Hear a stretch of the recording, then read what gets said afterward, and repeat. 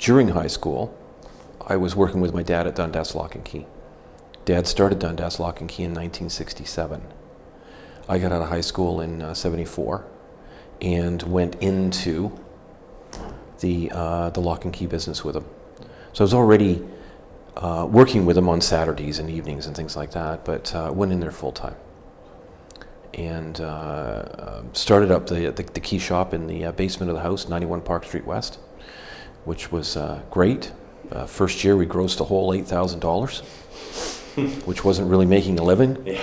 So I convinced him that we need to go out in the street. So our first store was 69 King Street West, which would be the corner of Church and King, across from Martin's Jewelers.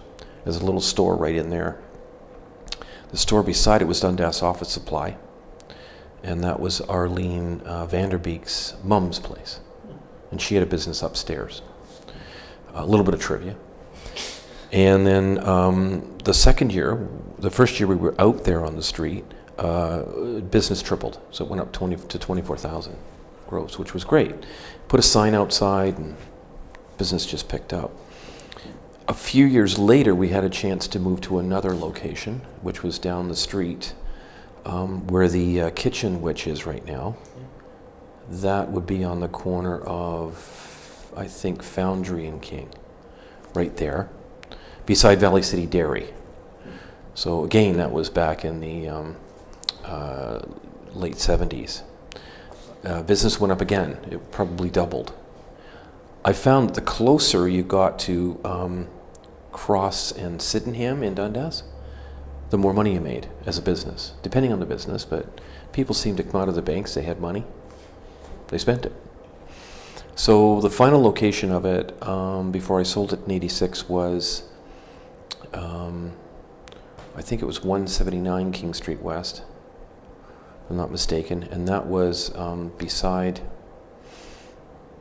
at the time, I'm trying to think of who it was. Bob Pinder had a cycle shop, and he owned the building. So right now it would be beside Dolce Camara.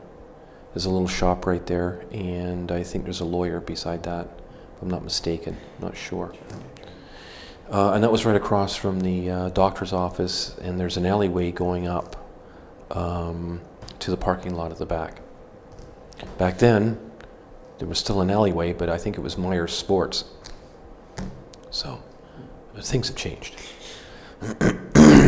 I got out of school and went down to the only place in the world at the time you could learn how to crack a safe. It's called Lockmasters. It was in Florida.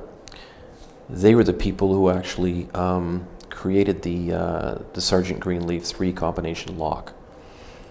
And yeah, it was kind of interesting. I was checked out and fingerprinted and everything, and 6 months before I went down, because you're not going to teach anybody how to open a safe without any tools and stuff if they've got a criminal record. So I came back and got in the safe business along with the lock and key.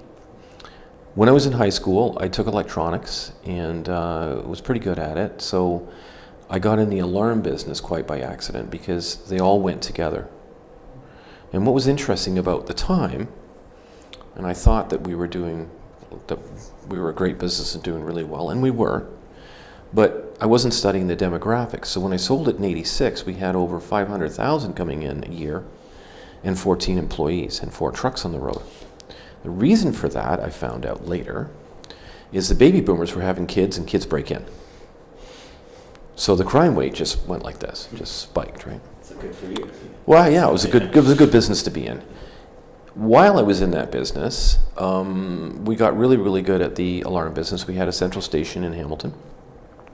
We became ULC approved for, which is Underwriters Laboratories of Canada, for locks and safes and bank safe and vault and burglary and fire, and did a lot of local businesses around town. So it was a great business. Worked out really, really well. And Dundas Lock and Key is still there today. Richard Dix bought it in 86 when we sold it. I had patented a thermostatic control system while I was, I owned the company, but I was in the employ of it. And my partner, which broke up the company, decided he wanted half. So I left And the company didn't do very well after that. It got sold and went on to greener pastures, and we started a company called Temptronic Designs, and that was the thermostat company. So we ended up installing that in a lot of very, very large buildings. So the buildings were 100,000 square feet to 1.5 million or 2 million square feet. Now, what happened during the 90s, early 90s, was another recession.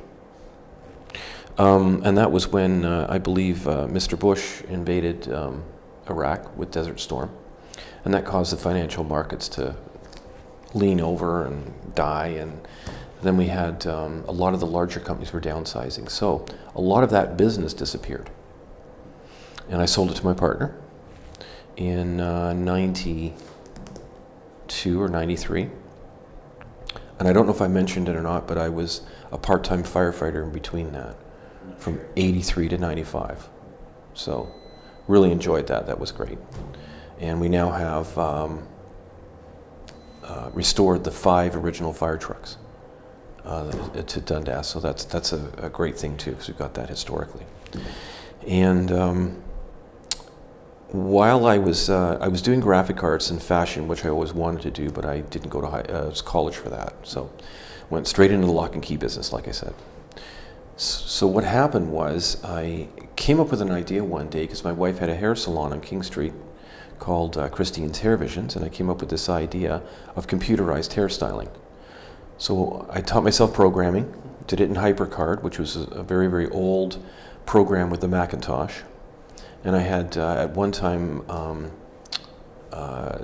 20 locations from basically Paris, which was an odd place, all the way to downtown Hamilton.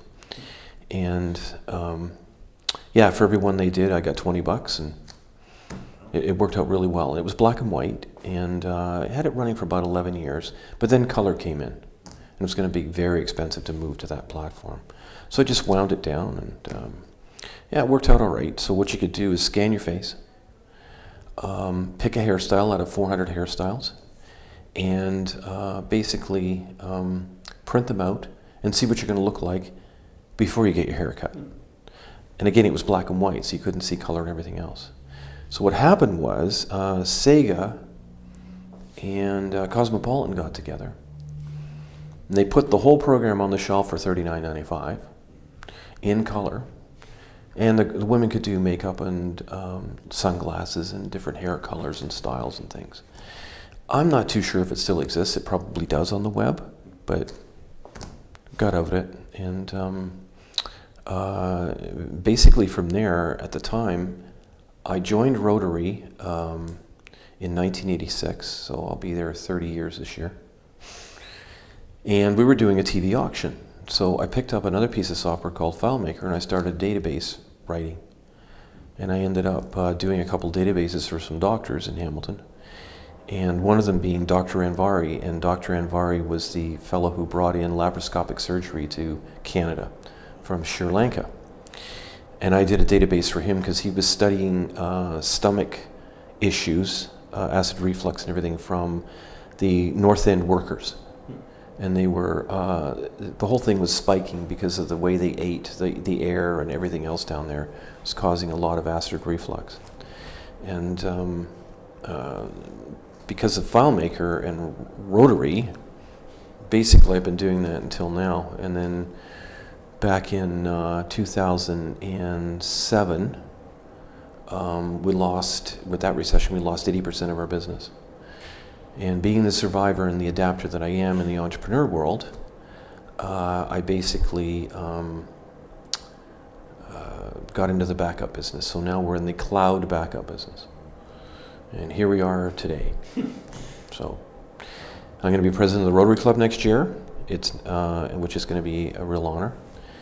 And still love this town and everything about it. It's really, really interested. Why did you join the Rotary Club in the first place?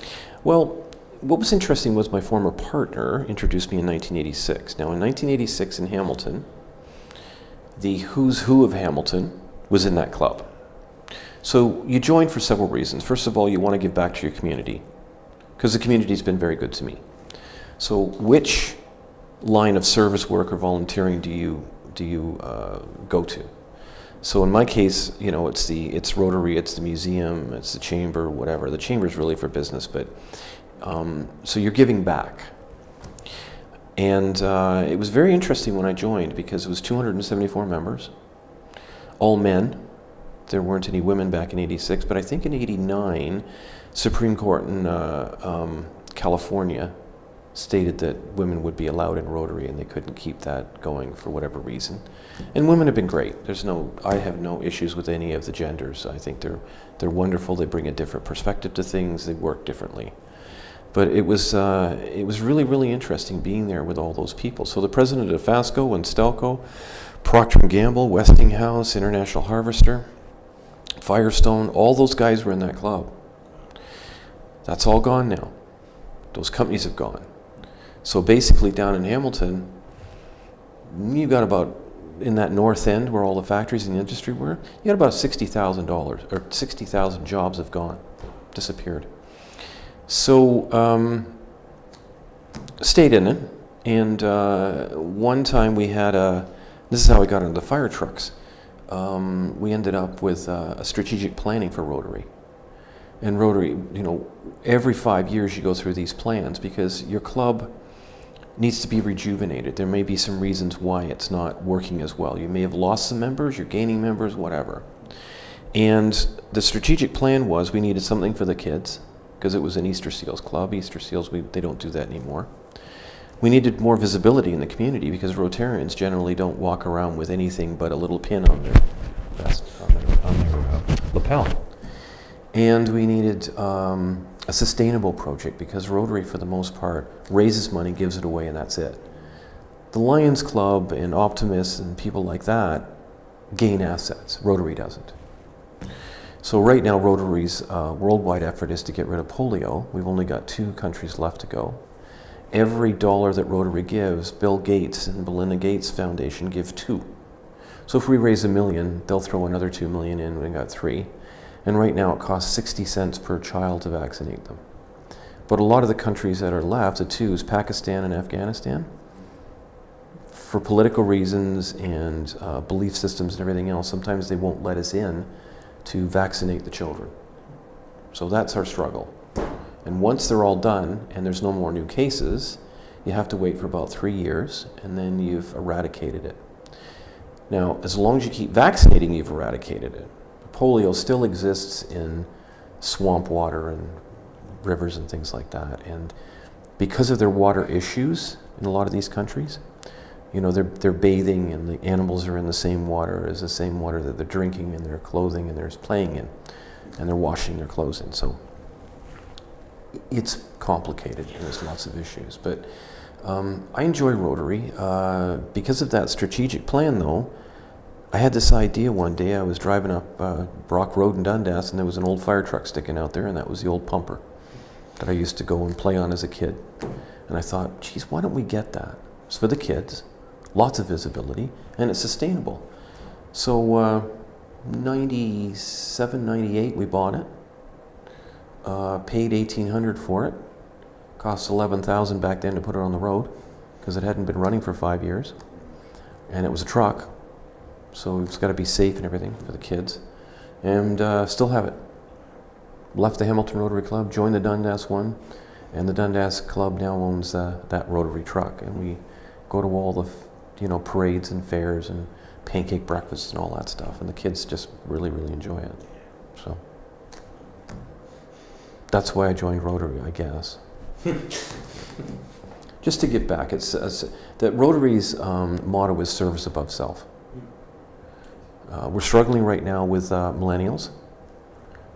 It's not necessarily their cup of tea, but they formed e-clubs now on the web, and there's we're sort of working our way into it. A lot of the kids aren't leaving home until they're 30, so the average age in Rotary now is between 50 and 59. There's only 10% of Rotary under 40 out of 2-point-some million Rotarians. So it's sort of catching up, you know. Last year 144,000 Rotarians joined. And the only reason I know all this is because I read it yesterday for the Rotary meeting. I thought I'd give them a few facts. Because we're getting a little bit apprehensive about the amount of people we have in each club now. But you have to go with the times. I think we're going to have to possibly meet in the evening over a couple of drinks or something and some food and plan things and go from there, as opposed to what a normal Rotary meeting is, and you all sit down at the table and it's an hour and a half at Tuesdays at lunch, and a lot of people can't take that time out. So, yeah, there you go. Remember, I used to set up for the Rotary at the Art Gallery Hamilton. Oh, did you? Yeah, I used to set up the chairs for them and stuff. And Really? Because that's where I was, so you I was must have probably met hidden me. in the background, sneaking away before anybody saw me. Putting up the picture of the Queen. Well, and we used to meet at the Royal Connaught, and the Royal Connaught went bankrupt. And so we ended up at the Art Gallery Hamilton. And it's been a challenge because with the Royal Connaught, if you can imagine, out of 274 members, pretty much 175 to 200 showed up on a Thursday at noon. And so you've got, your wait staff, and it was a very, very interesting place. It really was. And yeah, it was interesting cracking that because I joined when I was 30. The average age the joke was deceased, but they were the same way. They were in their 50s. So it was like having lunch with my dad.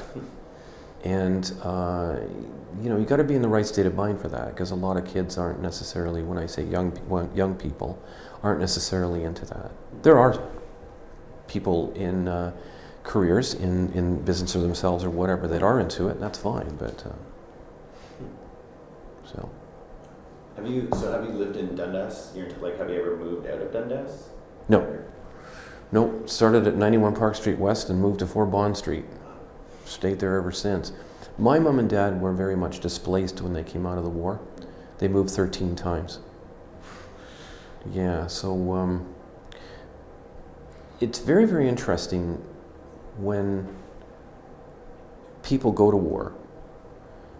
And now they come out and they've got, hopefully, a lot of help getting over that post-traumatic stress syndrome and everything. My dad didn't. He just, stiff upper lip and on you went. So he spent 6 years as a supplier to the front line. And my mom stayed back, and I found out in 2009 that she worked for MI5. I think I might have said that. Yeah. So, she was a bookkeeper, and they had me in '54, and life went on. I moved here when I was 10, so that would be 50 years now. Been in town. No, 52 years. Sorry, I'm 62.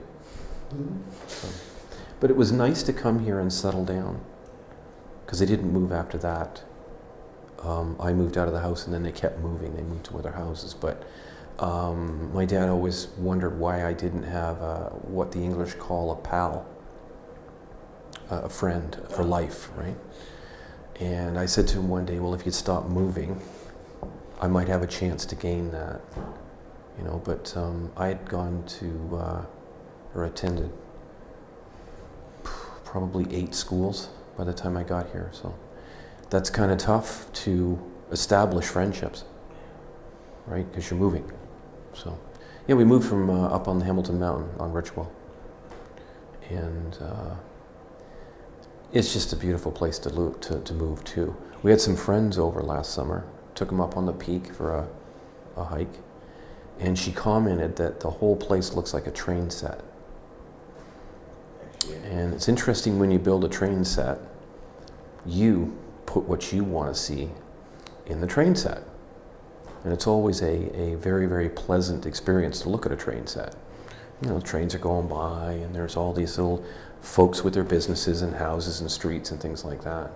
So Dundas is very, very much like that. It's a train set town, and I loved coming down the museum back then.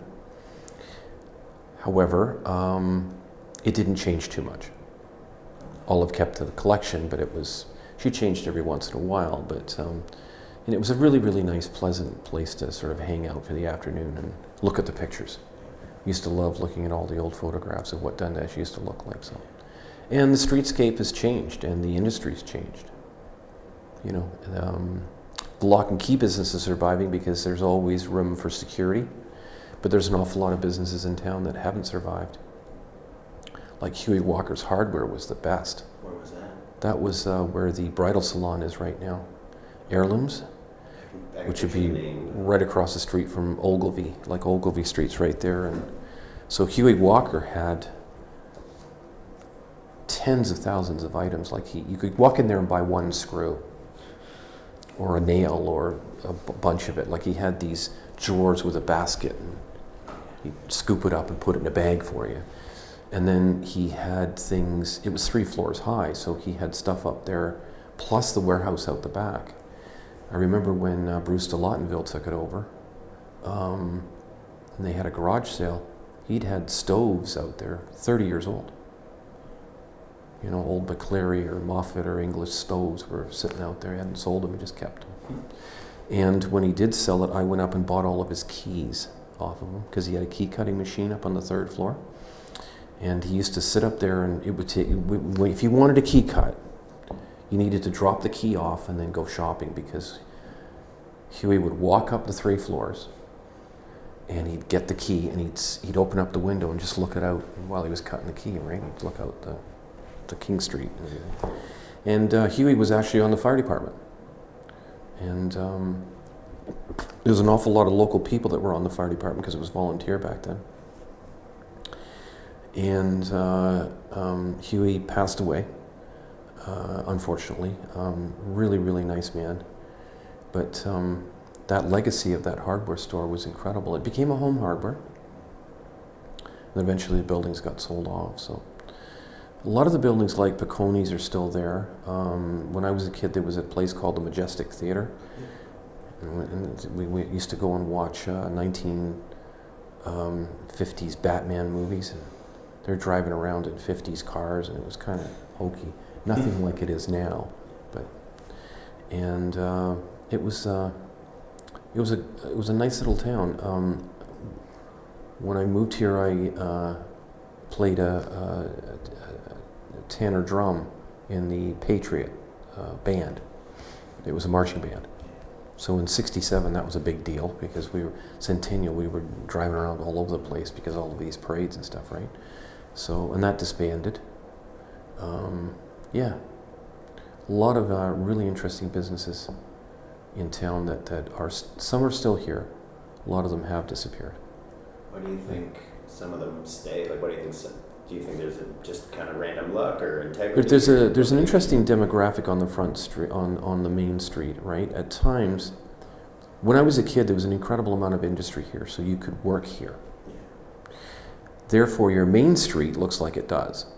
So, up until I would say the 40s or 50s, even back through from 1830s or well, let's say 1850s. You could be born here and not leave and get anything you wanted because the main street reflects that today. It's a very, very vibrant main street because it was constructed based on the industry of the town and the people in it.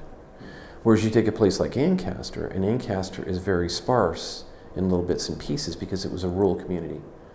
So somebody would open up a general store and a couple of people would open up a store beside them, but you didn't have a proper main street. And the demographics have changed in Dundas. So rather than having people work here like they do, there's an enormous amount of people that don't. So they drive down Governor's Road and they go to wherever, Hamilton, Toronto, Oakville, wherever they work. Then they come back here to sleep. And when I was doing fire prevention, it was really interesting. We'd go out there in the evenings and they were really surprised to see us there. Because they said, well, we phoned 911. I said, yeah, I know, it comes into our office and then we respond.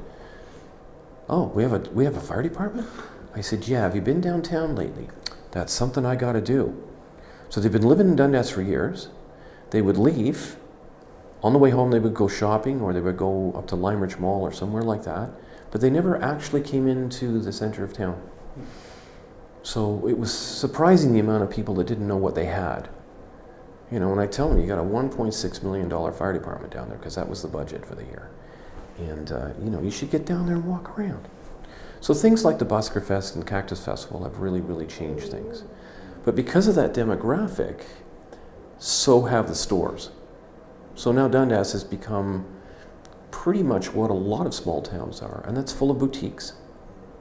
And your essentials are big box stores, right? And so Peconi's is surviving because they changed the product from what it used to be, which was staples, which they do have, but you don't do your week's grocery shopping there.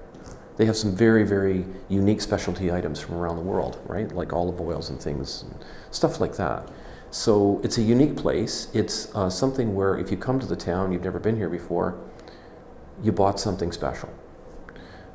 Booth's Furniture has survived since the 40s, simply because he's got high-end furniture, right? So you're not going to have a Leon survive down here. First of all, there's no space left. And I think it's been great that the franchises have stayed at the east end of town. The only one that crept in was Starbucks. And they did a good job.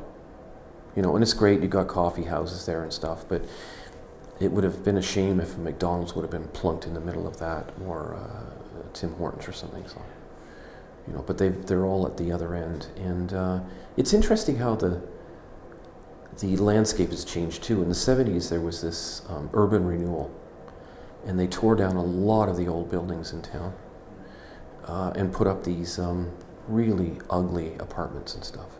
And of course, they got the normal storefronts underneath. So Dundas, coming in from the east, looks like a typical Canadian town with all the franchises there. Go through Cambridge, they're all there. I don't think there's a franchise missing on 24 in Cambridge. It's all right there. Everything from Arby's to Harvey's to Sears to everything else, right? So they're all there. Dundas is unique in the fact that it ran out of physical space. You know, and there's very, very little space left, and we're, you know, trying to keep the height restrictions down too, because you don't want in a quaint town like this, the last thing you want is 40-story glass towers in the back areas back here. So it's very interesting.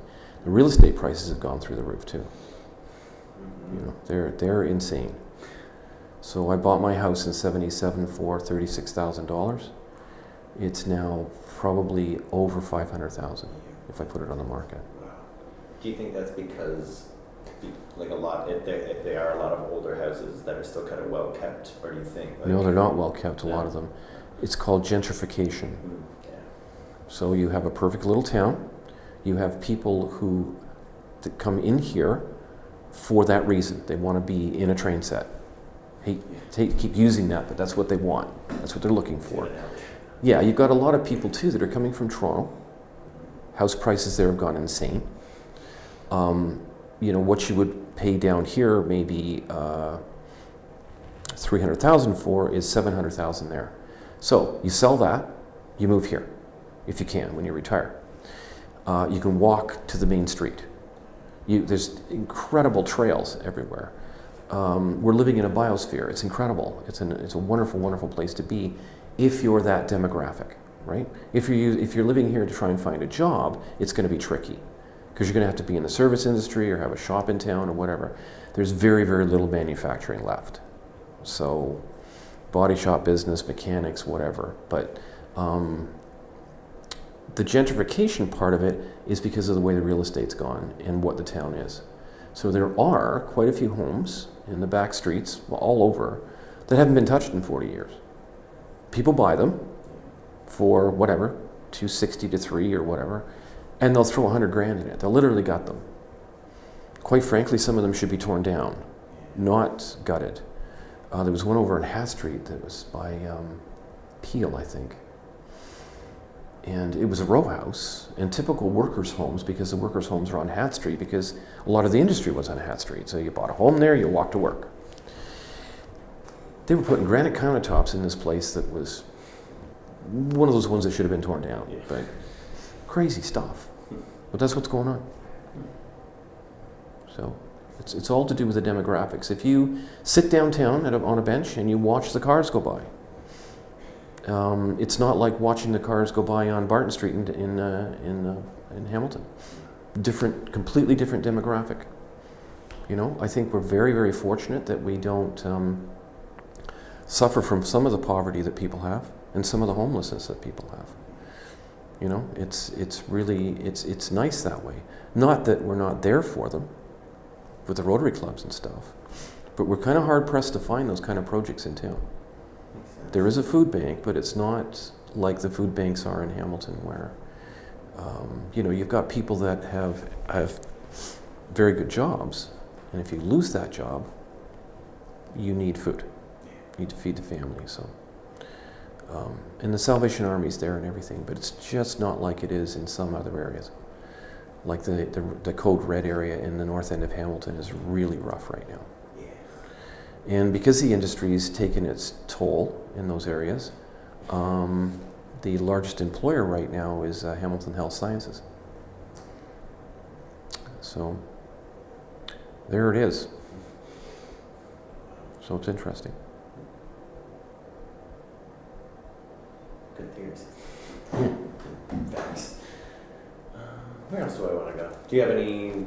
Is there any person who stands out to you from the town? Like, is there anybody you can think of from Dundas that you just kind of that you've always admired, or at least like? Oh, I've got a ton of admired, not admirers. I've got a ton of friends that are really genuinely great people. Like there's Russ Powers, there's Claire Crozier, there's Bob Crockford, who's a shareholder in my company. Cornerstones of the community that have been here all their lives, and they've kept Dundas in their hearts and not let it sort of go the way it could have gone. And those are people that, and there's people in the past too. I mean, there's a lot of store owners that I knew, you know, that were great people, and they've passed on. You know, I think Olive Newcomb did an incredible job with this museum and keeping it with, you know, Henry Bertram's help. And but you know, life moves on, and I'm glad that it's moving on at a pace that keeps Dundas's identity. And there's people that are doing that. I mean, Bob had Valley City Manufacturing at one time, you know, over 200 employees. It went out of business 5 years ago for a lot of reasons, but he's kept the historical part of that building. He's wanting to put condos in. They'll be classy, they'll be nice, they'll look great, and they'll combine with that existing 1830s building that's in there. So that's the kind of stuff that you want. You know, because you can sell that 7 acres off, and it can go a little bit crazy. A couple of fellas, Ed Madronovich, opened up the brewery. That's fantastic. I'm hoping, with Russ's help and a lot of other people, and Arlene Vanderbeek in town, that we can put a firefighters museum in front of the fire hall. Because the fire hall is now just a station from Hamilton. And that changed. So I'd love to have those original fire trucks in there, and all the stuff that Dundas Museum's got. We've got an awful lot of stuff from the fire department that we could put in there. And that's the preservation of those trucks. It's been a lot of work. They're money pits, but I don't know, felt we needed to do it, and that's part of being here. When you put those trucks in the parade every year, that's right out of a Norman Rockwell painting. That is neat stuff, and you don't get that very often, you know. And that's where, you know, Dundas is incredibly special, right? And there's an incredible amount of people here that think that way, and they really, really fight hard to keep it that way. When I say fight hard, you're not protesting with picket signs and stuff, but you care enough. And the interesting part of Dundas is, if you build it, they will come, and it's true. From the standpoint that anyone who comes into town who's looking to I guess, developing stuff sees it as a bit of a non-starter. If you want to do that stuff and you want to make your billions or millions, you need to go, you know, north of Toronto, that when those areas are still open for that. The Mississaugas, Scarboroughs of the world are still open to high-density high-rises. And house farms. A house farm is very simple. You get a builder, I'm putting 160 houses in, they're going to vary a little bit, but they're pretty much the same. And they're doing that right now in Watertown and stuff. I was driving by the other day on number 5 and it was just horrible. Well, that kind of has like a small, like, it has a strip, right? Does Watertown has like an old strip and that's about it, right? That's it. Yeah. And Watertown, again, a rural farming community, a pretty powerful river going through it, so they had mills. So that history is there, but a lot of Watertown isn't anywhere close as old as this, right? Because you drive through there and it's from Clapson's Corners in, I think you'd be lucky and hard-pressed if you could see something from the 60s. You know, a lot of those buildings are pretty new. And of course, Clapson's in number 5 and number 6 in that corner is all box stores. Because that's what we've decided to do, is go to box stores. And when you want that ambience of shopping in a downtown core, you come to places like this. Or Paris, or Elmira, or St. Jacobs, things like that. You know, those are cool places to visit. And that's what Dundas is all about, and that's why it's all that vibrant. It's got that vibrancy to it. So, and you know, you're very, very cognizant of keeping the main street quaint and nice. You know, and the city was giving grants out a couple of years ago for fixing up the frontage, which was fantastic because, you know, you get a lot of landlords and stuff that don't paint and don't fix up, and you know, it looks good. Looks good. You want those original facades painted, and like the Collins fixed that up. Oldest running hotel in Ontario. So, and they're going to gut the upper floors and make them nice, probably condos or apartments, which would be fantastic. Yeah. So, okay, we'll go towards the amalgamation now because we've touched upon Hamilton, the fire station. I figured now would be a good time. What was your opinion before it even happened? Like hearing about it. I never bought into it. First of all, it disbanded the fire department. That was a shame. I'm not sure from a monetary point of view that we're any better off based on when you look at the numbers, when you look at what was supposed to happen with the governance and everything else. We've still got a lot of work, and Dundas lost a lot of its identity. One of the biggest problems was it adapted Hamilton's bylaws. So we ended up with the possibility of more of an 8-story building. Things like that, where you get this NIMBY syndrome, not in my backyard, but it's something that's somewhat inevitable, and it's going to sort of encroach on certain areas.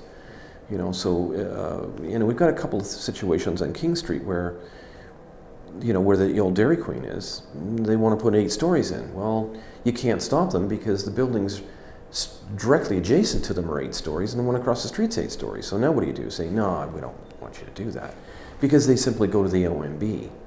So what happened was it lost an incredible amount of its identity. Was there a cost savings possibly with regionalizing the fire department, the ambulance, and the police? Well, the police were regionalized in 74 or 75, somewhere in there. The fire department, from a nostalgic point of view, lost a lot of its identity. But from an equipment point of view, now what you do is you lay it out like you would lay out a large city like Toronto. So you've got your main fire hall, but you've got all of these adjacent fire halls in strategic physical locations so that you can keep your 3 to 6 minute runs to respond, right? So now, in the past, you had, when I left, 7 vehicles that, for the most part, weren't in that good a shape. They were okay, but they really, really needed new apparatus. And that's hard to be able to manage that when you've got a tax base the way it is, right? So here's your tax base, but now we need to buy $1 million aerial truck. Where's that going to come from, right? So there's your problem. So now you'll get 16 vehicles in half an hour here, all up to date, all the stuff you need, and well-trained firefighters. Not saying we weren't well-trained, but we just didn't have the resources, with a growing community and things like that. So it's got its pros and cons. I'm just, it's just lost its identity. To me, it's still the town of Dundas. We've got a councillor in the ward system, but, she can only do so much for her ward, right? But there's one of your issues. You've got different bylaws. The bylaws are like, for instance, building anything here for permits and stuff has become a nightmare because it's Hamilton. And Hamilton have a different sort of set of rules, but Hamilton is very unique in the province for that because they're not necessarily open for business. It's very, very hard to get things done down there. It still is. Still got a lot of closed door policies, still too much red tape to go through to get something done. And I'm not talking about cheapening out on building and construction, just getting there. Should have been done 2 years ago. How come it took 5? Things like that. So, it's a little bit of craziness. One thing other than amalgamation is the Conservation Authority. As much as this is pristine and everything else, they're getting a little silly with what they think might happen with a 1,000-year storm. And they're planning for like a 40-foot swell off of Lake Ontario. Not sure how you get that. That's a pretty big tsunami. Yeah, wow. But, asking people, for instance, if you're down in the Canadian Tire area, like they've wanted to expand that Canadian Tire store to 2 floors for years. Won't let them floodplain. Problem is, the entire town of Dundas is a floodplain if you look at it. But you got to have some reasonable stuff there. So you've got to go up 13 feet if you want to build down there. So the people who own Brewers Retail, that building down there, they wanted to put up a condominium with storefronts, right? Brand new Brewers Retail or whatever. 13 feet. How do you do that? Right? Big pile of dirt, now you can put the building on top of it. So you got to sort of compromise with a lot of this stuff, and it's hard. Like, we got all that money for Hockeyville, for the arena, $100,000. That was 3 years ago. Nothing's been done because it's in a floodplain. Well, Dundas Arena is where the old dam used to be. But what are the chances of that creek swelling 15 feet and then pouring into the arena, So now they want flood-proof doors. Okay, but you got to sign off on some of this stuff because it's crazy. It's really, really crazy. And Bob's got his work cut out for him because he's right on the creek with those apartments. And you've got to sort of compromise and be reasonable about this. So the Conservation Authority is, in my opinion, really stifling an awful lot of good environmental planning and getting things done, and buying up plots of land and stuff that will never be touched again. That's okay. But there's nothing wrong with somebody buying 3 acres and putting a nice home on it. How is that impacting anything? Just my opinion on how some of that works, but as far as the amalgamation goes, I wish it hadn't happened, but in a way, moving forward with the tax base, and unfortunately, we're paying for an awful lot of Hamilton's tax losses. You take the industry out of that equation, and you're relying on homeowners right now, we got some pretty high tax bills. Only getting worse because the Stelcos of the world had a huge impact on the tax base. Right?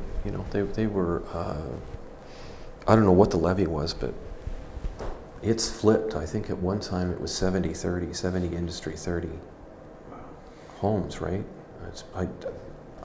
You know, don't take that for fact, but it has flipped, Yeah. right? And if you've got your largest employer is government health, that's a tax base, but it's not like it is when you've got private industry. You know, so it's interesting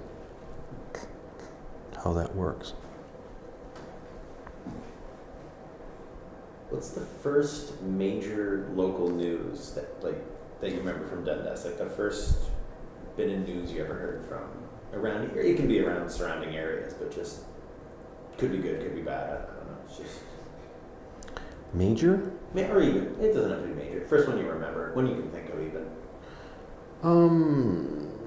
Because of my work on the fire department, if I could start there maybe, because up until that time, I'd have to dust off some folders in the head there.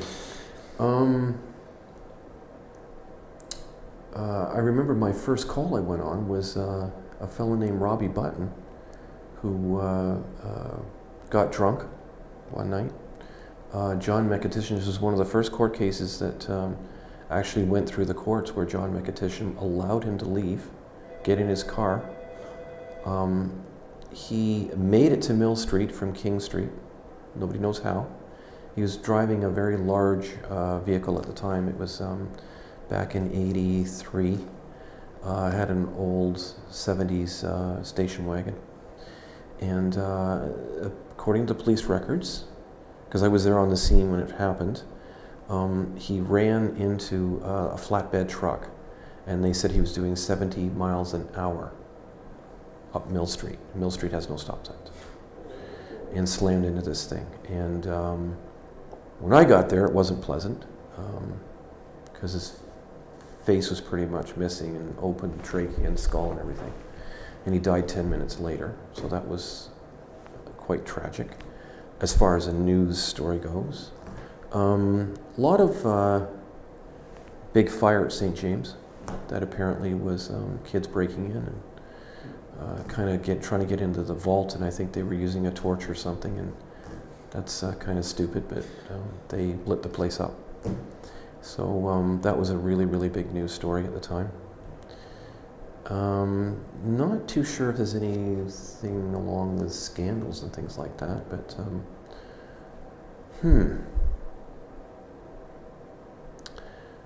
yeah, so that was my first fire call. I think in the, let me see, late 80s, we had a train wreck out in York Road, and the signals weren't working. So there was a train stopped on the bridge, just past the bridge on York Road, and the front of that train was over the 403 in Hamilton, over the highway, okay? The train coming along the tracks was going fairly slow, but try and stop 3 diesels at 120 tons each, even if you slam on the braking system, it doesn't necessarily do it. So it hit, a conductor lost his, I think it was his right leg jumping off. We responded, and there was boxcars everywhere. There was over in the field. One boxcar was thrown 400 yards into the adjoining field, and they were up like this on an angle, and that was fascinating. Yeah, probably. And the chief at the time, who was new and young, was on holidays, and we responded in our typical way, which Dundas, we were trained, but there's certain ways of training for certain things. So as you approach a train wreck, what looks fairly innocent may not be. What if you've got a couple of cars full of chlorine or benzene or some special gas or whatever? It could be compressed natural gas, things like that. How do you set up for that? We just drove right in, right? And not a good plan. Not a good plan. You've got to look at your wind velocities. You've got to look at what's going on, keep the people away. But for the most part, somehow, and it's really hard, but you got to get in touch with CN and get the manifests of both those trains. What are we dealing with? Like, what's here right now? before you do anything. And it's a tough one, it really is. As soon as it happens, you need to broadcast that out to the first responders and let them know, because it was fascinating. We got called down the station. They didn't put it on the radio because this guy's listening. So just everybody report to the station, like both platoons, and off we went. So it was an interesting day. Walked the length of that train, and if it had been going much faster, it may have actually had enough energy to have toppled it to the point where it could have fallen off the bridge of the 403 and right into the oncoming cars. So it's interesting how all of that is constructed around civilization now, right? Yeah, that was an interesting day. How did they move, like the train cars? Did they have to bring like a crane? There's 2 tracks. So you dispatch crews for that, and they could be anywhere in Canada. But they've got unbelievably heavy machinery to do all that, and they're all huge cranes that are brought in by trains, by engines, and some of them have got their own engines and stuff. And they're brought in, and you close the tracks off, and that's the main line corridor to Windsor. So that was gone for a long time, and what they do is they reroute them up Milton and 401 area and stuff like that, because there's, so you get it there, but that whole thing was closed off for days, and you pick those cars up and put them onto rail cars and take them away. And I remember they put the diesel up by the peak on a sidetrack that got hit, and it was fascinating because we were, hundreds of people going up there looking at it and getting in it and seeing what it was like and stuff. But there were 2 freight trains. If they had been passengers, it would have been a mess, and we just weren't, as a fire department, again, ready for that particular type of disaster. Right after that, binoculars were installed in all the fire trucks. You want to be able to see at a distance what's going on. If you see gas, you see somebody walking up and they drop, you've got problems. Right? So these are all things that I learned, but I was just an ordinary firefighter. So. But lots of accidents on the Dundas Hill too. That's a really, really bad hill. It's slippery in the winter. A lot of stuff. That's the one up going up Greensville. Sydenham's had its issues, but not as many as this one. It's a different road. It's not got the grade this one has, and it doesn't have the blind spots and bends and turns and things. So, it was a sad day when the train station was caught on fire by some kids. They never rebuilt it, so that was really sad. Do you remember that? Yeah. Hearing about it? Yeah. I went to it, but it was pretty. It was a quick fire. It didn't burn right to the ground, but they never rebuilt it, which was sad. I wish they had it, because it would have been a real tourist attraction. But it was also very, very tough to get to because of the bend and the way it was. It just wasn't designed around the volume of traffic that they have right now. So, but as far as newsworthy items, I don't think there's a lot of stuff has nothing crazy. No. I think there was the odd person who died here, but there was no crazy murders or mysteries or anything like that. It's been pretty much a sleepy town for that. All I can, refer to is some of the fires we had. The last fire I was at was Cashways, and that was last big one. Yeah. Was Penn Cashways right over here, where Sharper's Drug Mart is, and that was pretty much an all-nighter, and it could have taken out the entire block. A lot of things we did right, and a lot of things they did wrong, and you don't know that until it's over. But that was purposely vandalized too. There was vandalism there where somebody lit that lumber up, and that's really, really hard to put stacked lumber out when it's on fire. When it's really going, it's really tough to do that. So, a couple stories in the 60s where we had our own police department, and they brought in a young officer called Seidel. I can't remember his first name. And in the 60s, it was typical of a Marlon Brando film set with the pool halls and a lot of drinking and drugs and things like that. And there was a few characters in town that would take on the cops. And one night they dumped a 45-gallon garbage can over, put it over top of Seidel, the cop, and put his keys in the trunk and locked him. So now, back then you didn't have portable radios. So another cop responded. They phoned. There was only, I think, 3 cruisers. This is Andy and Mayberry stuff. There's only 3 cruisers in town and half a dozen cops. So they came down and took care of that. But I was about a block away looking at the whole thing. Wasn't really sort of part of it because would have got a good thrashing from Dad if I had been. But I wasn't that old back then. I was maybe 13 or 14. These are 19, 20-year-olds, right?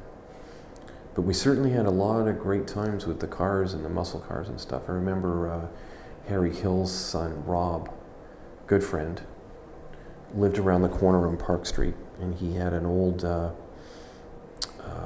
Chevrolet Acadian and took the little tiny 6-cylinder out and put a 283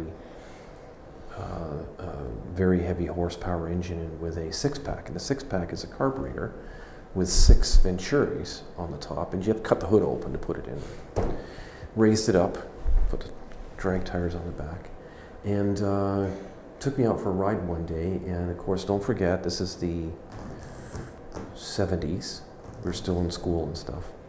Not a lot of cars on the road, but got it up to about 60 to 70 miles an hour up Park Street here, which wasn't hard to do because it was a very, very heavy, it was a powerful car.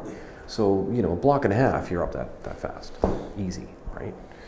But her shifter and the whole thing. And, but that's what we did. Well, that's what there is to do. Yeah. I mean, when we were in Highland, the auto mechanic was a crazy guy. Again, 70s, drug culture, the whole thing. Hippies. No houses out there. Just a school. School was built in 66. So, the straight highway. By the way, no school buses. Well, there was the odd one. There was the odd school bus for the rural area, but nothing like the way we protect our little ones these days. They can't even walk to school, for crying out loud. So it was nothing to have drag races every afternoon. And what do? There's cars going past the school at over 100 miles an hour. Yeah. But there wasn't the traffic, there wasn't the people, there wasn't anything going on. I mean, nothing happened. Yeah. Right? Not that it couldn't have. Pretty irresponsible, but half the school, pretty much when that happened, kids were gone. I would say 90% of them had left, right? And it was just some of the guys left over. So didn't have a powerful enough car to do that. I had a Morse Oxford 4-cylinder, so I wasn't dragging anybody anytime soon. So, yeah. The last question I ask everybody, I mean, we can still, if yep. you have any, we're fine. A story, but the one thing I always like to ask everybody is what life advice would you give to future generations? Or even yourself as a youth? Well, I've always lived by 4 things, and I hope I get them in order. Number 1 is your health, right? Because if you don't have that, prime example, Steve Jobs. One of the richest guys in the world couldn't get past pancreatic cancer and blew a few things. When in his last hours, he said he should have relied on modern medicine instead of the yogis and the ashrams and curing it through pure eating and things like that. So that it's your health, right? The second one that I go by is how have you set up your life, like your lifestyle, you want to, how can I put it? Let's put it simpler. Health, happiness. Got to be happy. You got to get up in the morning, want to do what you want to do. Because if you don't, you end up struggling all your life. You end up swimming upstream your whole life. And that's not fun, right? Because you believe it or not, between the age of 25 and 60, wow, does that go fast. And it goes even faster these days, I think. I don't know. But we are so inundated with incredible amounts of information that how do you process all that? And I think we get overloaded. So health, happiness, lifestyle. Lifestyle is incredibly important. So did you choose to drink a lot? Did you choose to smoke or do things that can endanger your health and your lifestyle and things like that? Did you get on drugs or whatever? And I include in that family and friends. Surround yourself with really great people. The worst thing you can do is sit there for hours on end with sad sacks and people that are, by all means help them as a friend. But negativity is just so draining and so hard. Just makes your day so much longer. And then the fourth thing is money. That's why I'm not wealthy. My wealth lies in other areas. And I have an enormous amount of what I call emotional intelligence. And that is giving back to my community, being happy, helping people from that standpoint. I think the CEOs of big, large corporations that have no issues at all taking $1 million or $2 million home every year with bonuses and firing people and do what they do, they have very, very little emotional intelligence. Very little. Maybe 2 or 3%. Because it doesn't just come into their radar. They're more interested in their self-worth and net and everything else, right? Whereas the people that have huge emotional intelligence are the ones that are in the community, bettering their community and making it a nicer place for younger people to take on the world. I did have an opportunity when I was a young kid, and I may have said this previously, to adopt a different belief system. Was this the yogi? Yes. Yes. And lately, I'm not sure that we're getting any better at this. When you look at the world right now in 2016, we're doing exactly the same as we did 5,000, 10,000 years ago. We're not getting any better. We are indoctrinating children in belief systems that are so strong on certain sides that they're willing to give their life away for them. So this peace and harmony stuff through belief is really tricky. I don't have an answer for it, but I wouldn't mind seeing that we could smarten up with the generations moving forward. I'm not sure, it's your child, it's their life, but I'm not sure that we should be indoctrinating children the way we are. I think there should be more of a choice for them. They need to reach the age of reason. I'm getting philosophical now. But if they reach the age of reason, because I can convince any 2 and 3-year-old that there's going to be a guy in a red suit and a white beard's going to show up every 25th of December and give you stuff. But if you're bad, now how many parents, I don't care how bad the kid is, aren't going to give you something at Christmas? Nobody gives you coal anymore.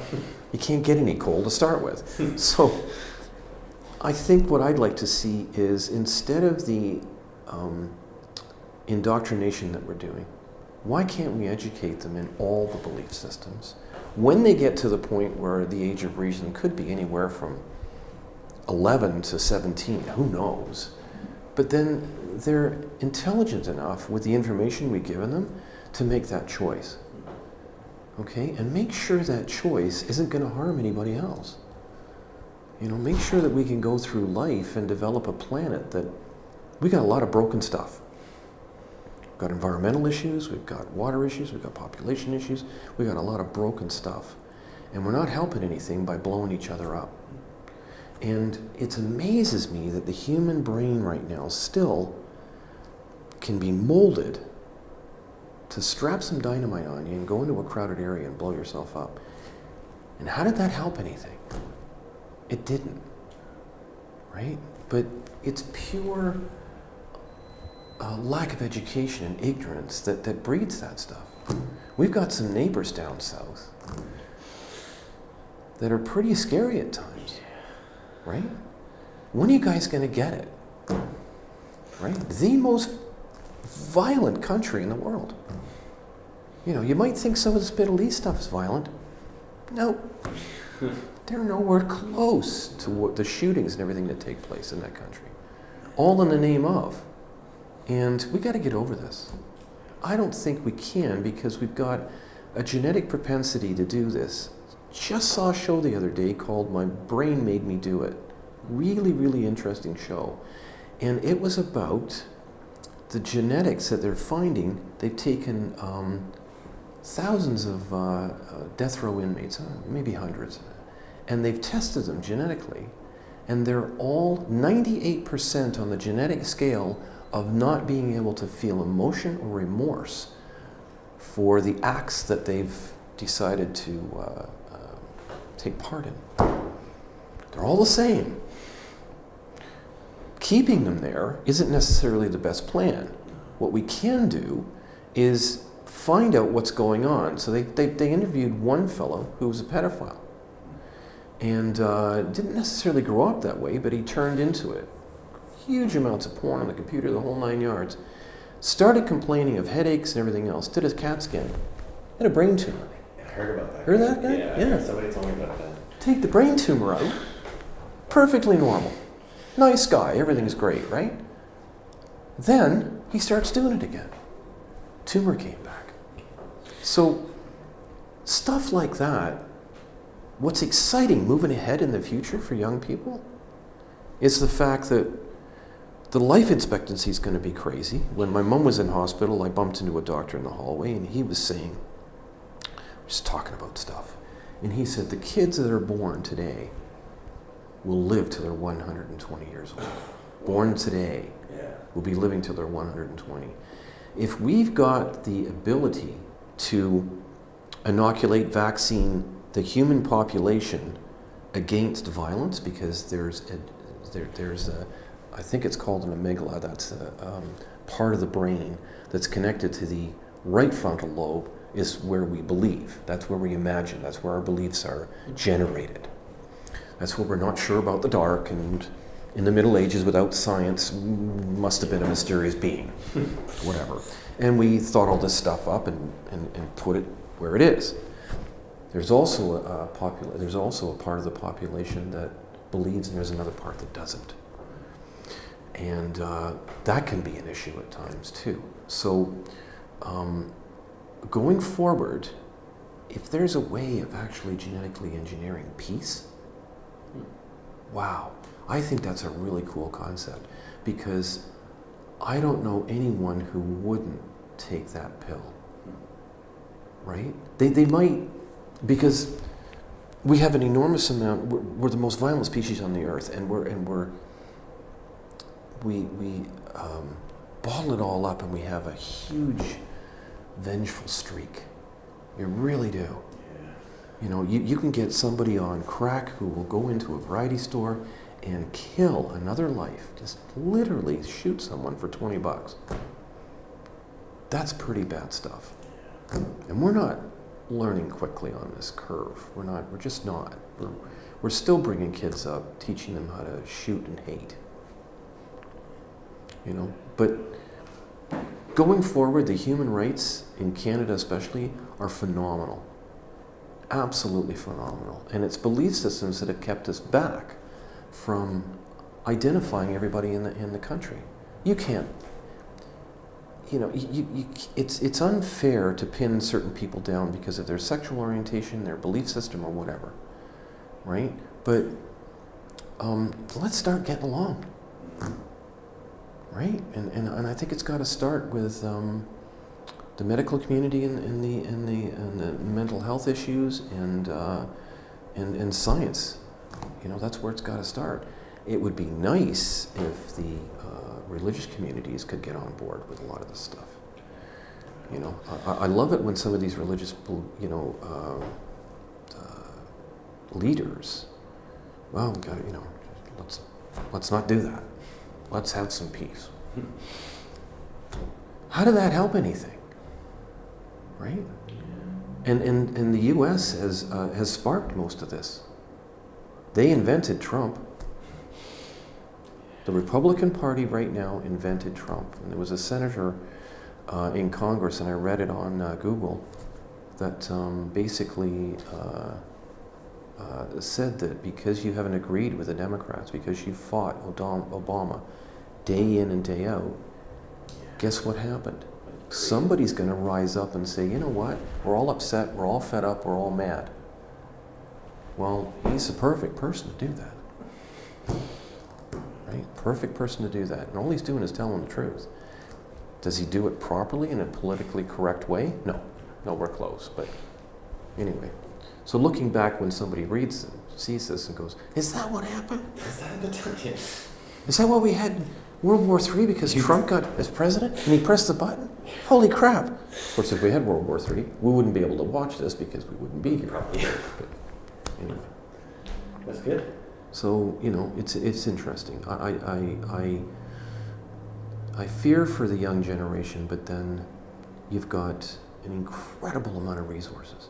For the first time in history, you can look up stuff that's on a machine that has everything. Yeah. But the first time in history, think about this for a minute. Here's an interesting story, real quick. Okay. Right now, we're able to try and figure out history when we hit the pyramids and Stonehenge and things like that, and Easter Island. Trying to figure out what might be. And we can put some clues together and stuff like that, because there's stuff there. Just think of this. What if we do have a gap in civilization like we did with the Egyptian Empire? And it's gone. And even the Egyptians right now, even storytelling can't exactly definitively say they're tombs, but why are they in the shape they're in? What did they do? And how did they actually build it? But there's no video. Yeah. There's no pictures. There isn't even any real drawings of it. So it's strange, isn't it? So when we have that gap, we can still see it. It's still there. We can see the stone carvings, hieroglyphics, and all that. What are we going to do if we have that gap again? And we can't read what we've been saving to. You see, we're saving everything to the internet. The internet is ones and zeros. It's contained in servers. That's what I have for backup. However, it's incredibly vulnerable. So how do I read it if I don't have anything to read it with? What if that's gone? You need a screen and you need a computer to read the computer.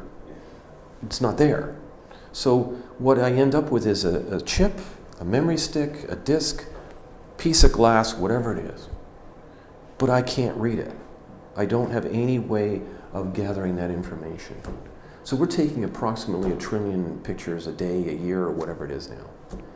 But 90% of them are digital. They're gone. We don't have them. That's why the museum is very important. So what if we had that gap in civilization, and another civilization comes after 100,000 years, and we're walking along the Toronto Lakeshore, and it's a jungle. And in the distance, there's this huge point sticking up, and it's made out of concrete.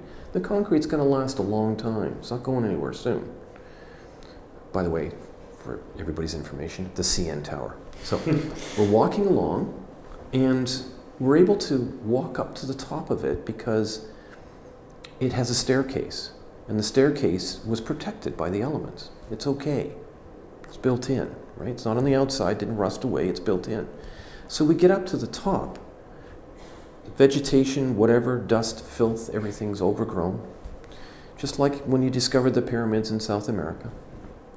And in the corner, we see this red box, and it's kind of glowing. And you go over and you dust it off, and it says Coca-Cola. Well, most people are going to turn around like an archaeologist and say, holy crap, they must have been worshiping the Coca-Cola god, because this is a monument. Nobody built this. It didn't house anybody. They were eating here, but they didn't live here. So it must be something they were worshiping. They kind of were. The end. That's great. Okay? Yeah, that's beautiful. All right. That's a good ending.